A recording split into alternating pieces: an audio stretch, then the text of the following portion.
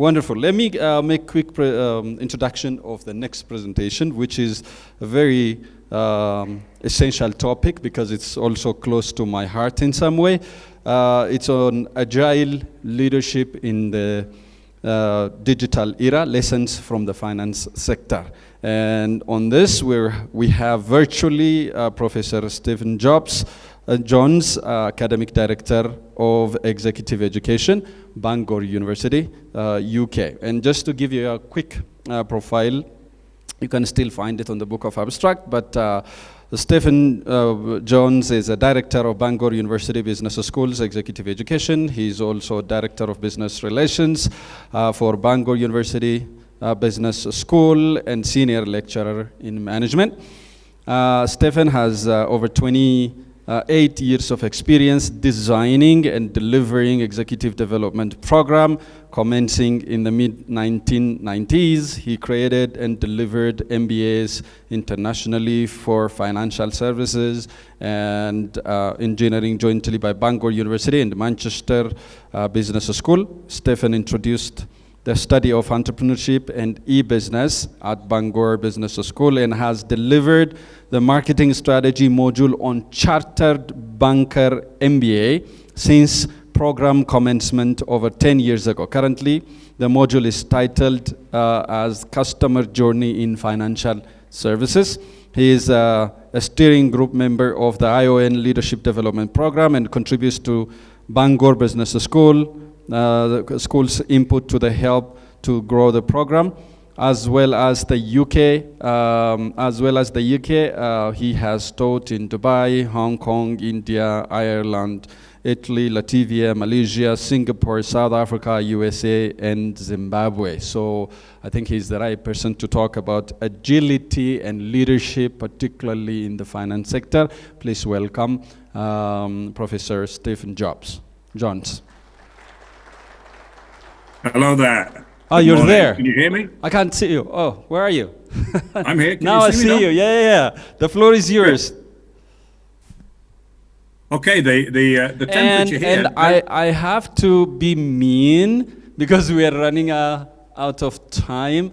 So I'm pressuring you to use 15 minutes. Is that okay? I'll do my best. Okay, and of course, you have the please, slides, so you. we can save it for discussion afterwards. But yeah, that'll be fine. Okay, so I'm Stephen Jones, as Dr. Gomechu said. I hope you can see me, but I hope you can also see the slides. In listening to James and reading the other topics, it's fascinating. These topics are not competing with each other. They're complementary. And therefore, they're from different perspectives, all looking at the same challenge, the same objective. First of all, Bore da, good morning in Welsh. That's all the Welsh you need to know.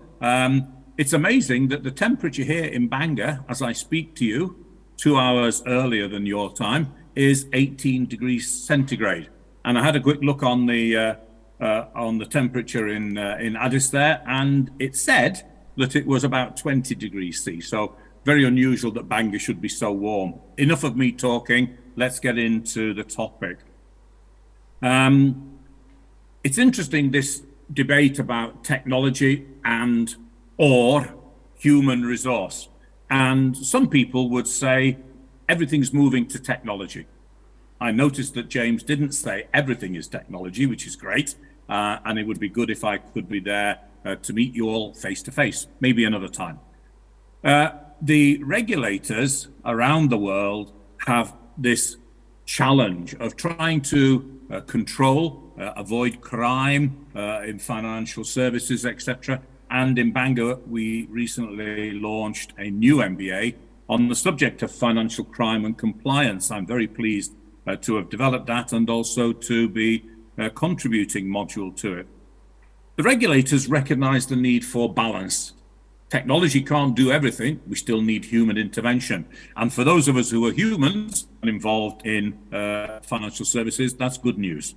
AI, as referred to by James, and I'll touch upon it briefly. Yeah, that has a role to play, but it can also be misused. So it's great to hear some common points across our contributions. Let me move on to the next slide. Let's see if it does move on from here. I'm quite sure what you see there. Let's see. Okay. Can you see the change in slide? Yeah, I think perhaps you can. This is me. You don't really need to see me. I like the screenshot behind because it says an extraordinary leader. Not necessarily me. It's actually a speech I was giving at the AI project. Dr. Gomechu's already said where I worked around the world, so no point in wasting time on that. Only to say that I'm looking forward to very soon adding Ethiopia and other East African countries to the list of where I've been and where I've taught. So hope to see you soon face to face. My talk is about agile leadership for the finance sector. In the top right-hand corner is what we call a Raigor. That's our national flag. And I want to talk about agile leadership in the context of 3 quotations that you can see on the screen. But before I talk about those quotations, in the bottom left-hand corner is a map of the UK. The arrow is where we are in Bangor. And it would be great to welcome some of you here to Bangor as well. The picture I've shown you in the sea with the waves and things is literally less than 5 miles from the university. And the university since 1884 has been standing as a safeguard, like the lighthouse here, for organizations of different kinds facing challenges, including leadership challenges. We share many common challenges in global financial services. Can you believe that it's nearly 30 years since Bill Gates said, the activity of banking is necessary. Banks themselves, as they were understood in the 1990s and before, banks themselves are not. And indeed, we hear reference to all sorts of alternative ways of providing financial services, many of them empowered by technology. I'm going to refer to the work of Crane and Bodie briefly in a moment. This is not a highly academic talk.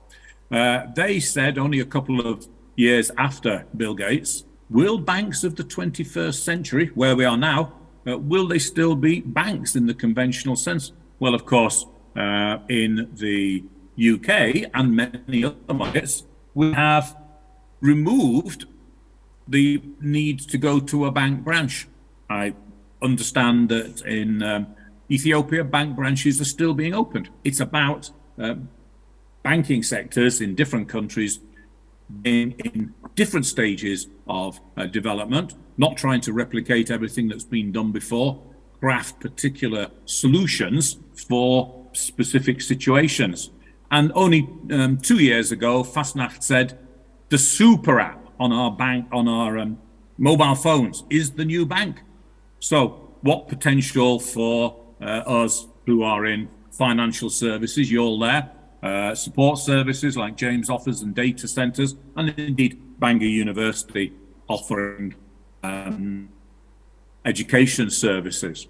Well, although the transformation of banking was the article entitled by Crane and Bodie, they said, and I still believe it's true, that all economies, no matter where in the world, require certain basic functions, 6 core needs: to make payments, not necessarily paper-based payments anymore, to pool resources, to bring resources together to tackle new opportunities. I'm not going to go through them, you're familiar with them. But the good news is that all economies, I argue, still need these basic functions.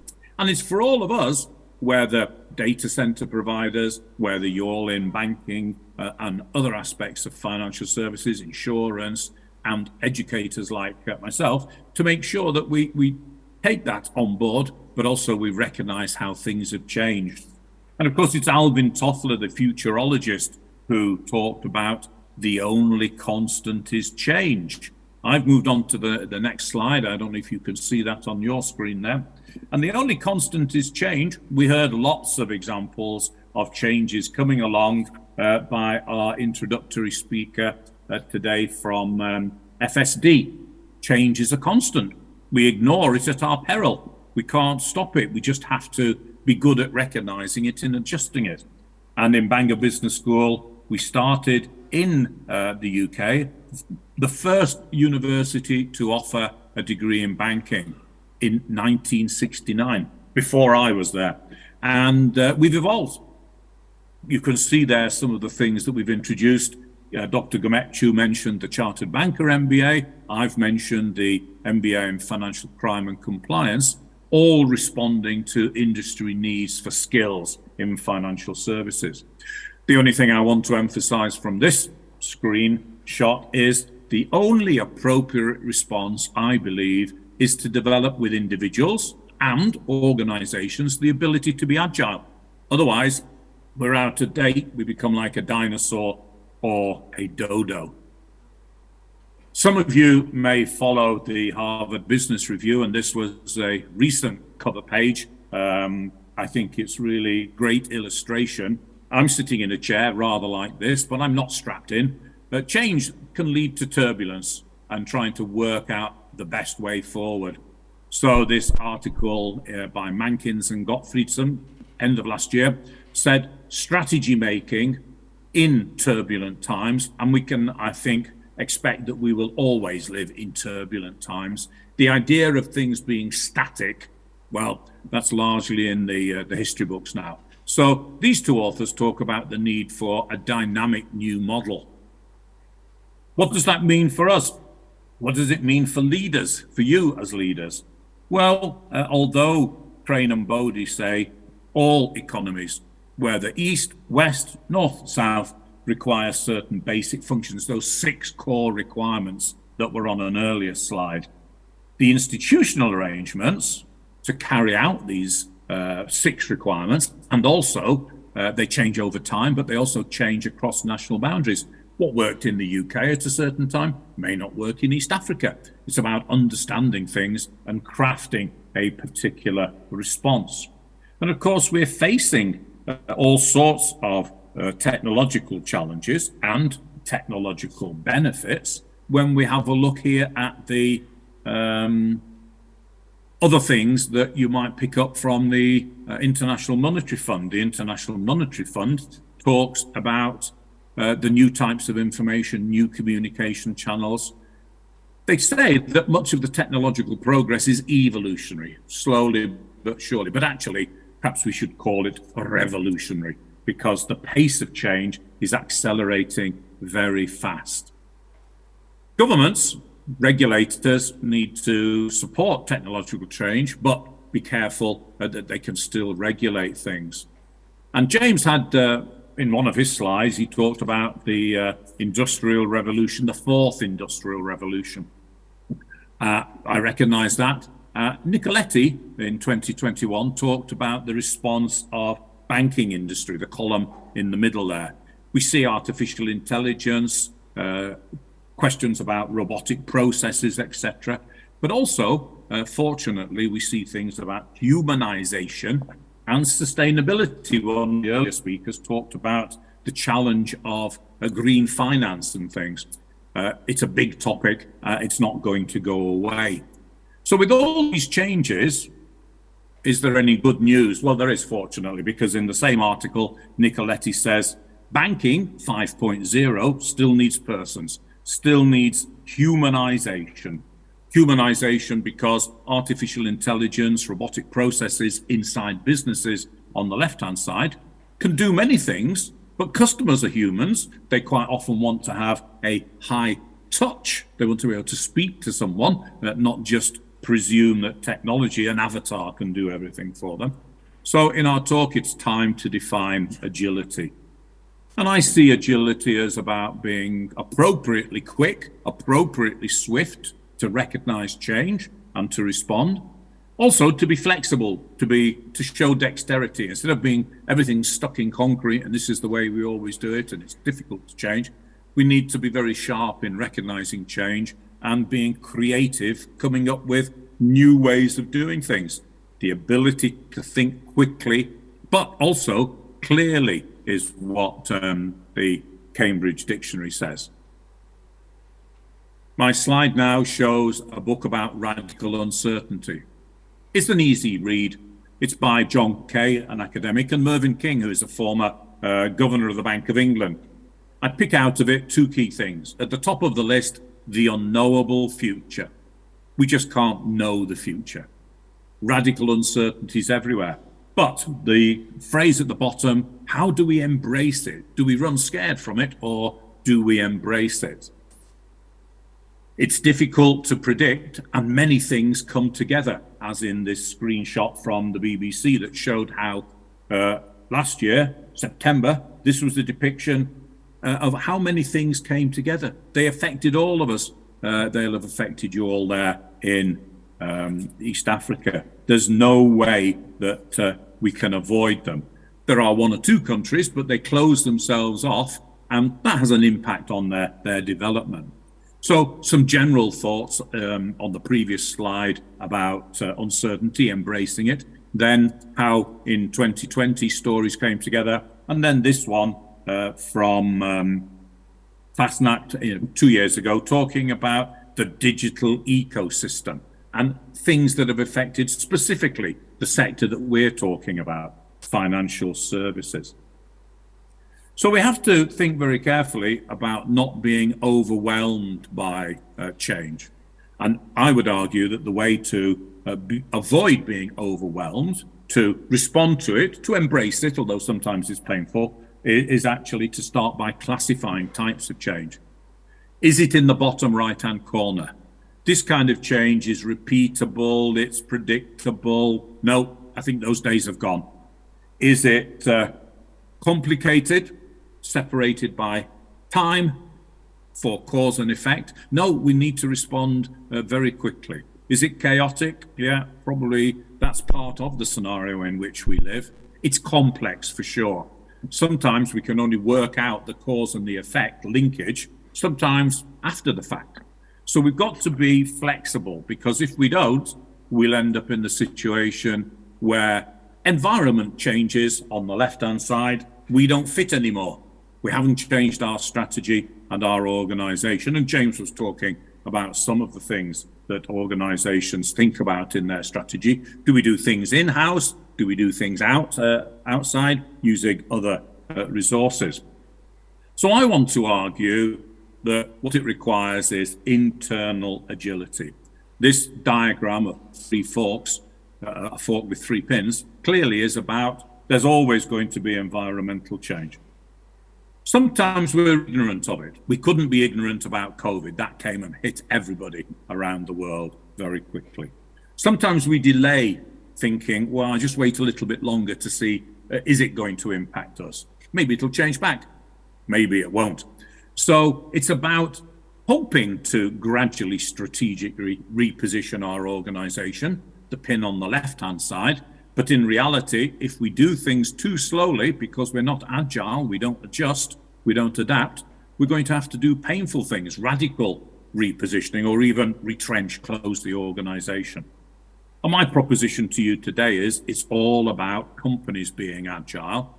And in order for companies to be agile, their employees need to be agile as well.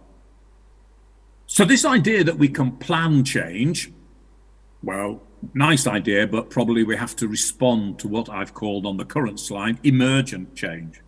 We're moving from conditions of stability to uncertainty and complexity, as it says on the slide, which is on the screen now. With regard to leadership, you'll notice in the planned way of change, it's top down. Leaders, the C-suite actually makes decisions, and it's imposed, pre-planned steps. In the emergent change of complexity and uncertainty, it's continuous, it's unpredictable. Actually, maybe it's the staff who are closest to the customer, our employees, who see these things first. So we've got to find a way to incorporate top down from leaders and bottom up from employees. And what does that say for the culture, the power, the willingness to change? Well, I like this little box idea from Trost, who talks about how do we respond to a complex and continuous change. The customer is always looking for being able to respond to us, and on that basis, we need to adjust our organization to be flexible. Could be flexible place, could be flexible organizational working hours.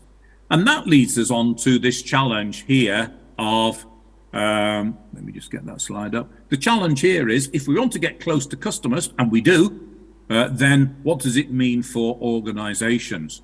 On the left-hand side, it shows the historical way, employees working with supervisors, customers on the outside.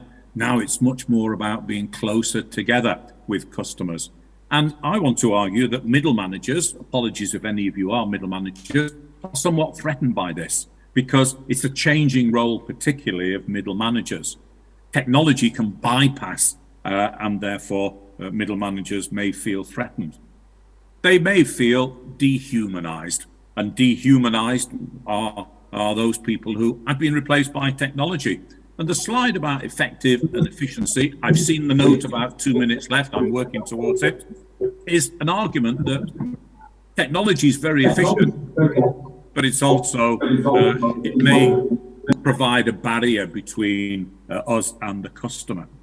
We need to find ways to be transformational rather than pure transactional. We still carry out transactions, and in the slide I'm showing at the moment, I don't know if it's on your screen, it shows transactional versus transformational. It isn't solely about processes, although processes remain important. It's about making sense and being innovation orientated. So what kind of organization do we want? One of the speakers introducing today talked about work being done by SD, I think it was, about working with BCG Group. This is a framework that is known from, McKinsey's 7Ss. I'll draw things towards a close now. This agile organization, the 7S framework, many of you will be familiar with. Very useful. But we also have to recognize that in trying to create some shared values within our organization, there are multiple influences, of which, as it said on a previous slide, culture is one of them.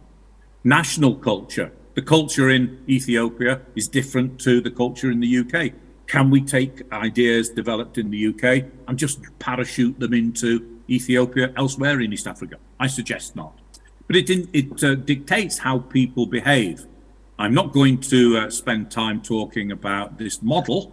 You can look it up. It's Hofstede's model about understanding behavioral practices and business activities.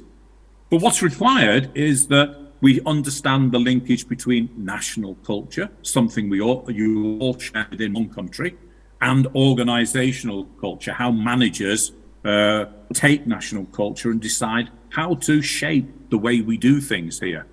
You can look up in more detail Hofstede's model, but here is the example of how it differs in different parts of the world.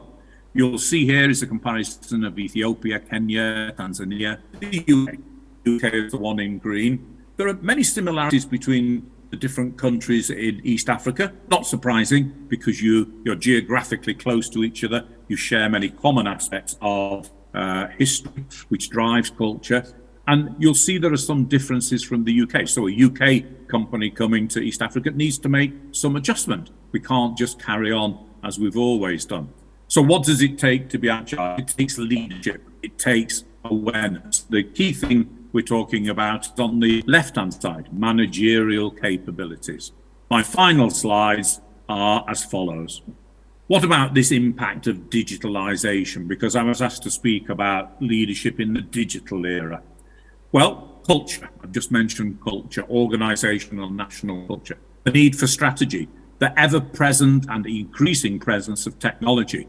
And technology can bring these things together. But I want to expand that using this diagram to say we need to create a digital culture, a mindset that says, yeah, technology can help us, but it transforms our organization. Transformational leadership, it affects individuals, it affects teams. And finally, where are we? Here, the impact is it requires everybody, not just leaders, it requires all employees, because it's not gradual change, continuous change is the normal condition. Employees as drivers of change in the bottom left-hand corner, it says it's bottom up. It affects how we learn. Okay, learning, when things are stable, we learn certain techniques. When things are uncertain, we need to develop this mindset. So my final slide says, towards a different understanding of leadership. We need agile organizations, but it requires leaders to be agile, who cooperate with their staff, who communicate. It's about people, although we talk a lot about technology, it's people over processes.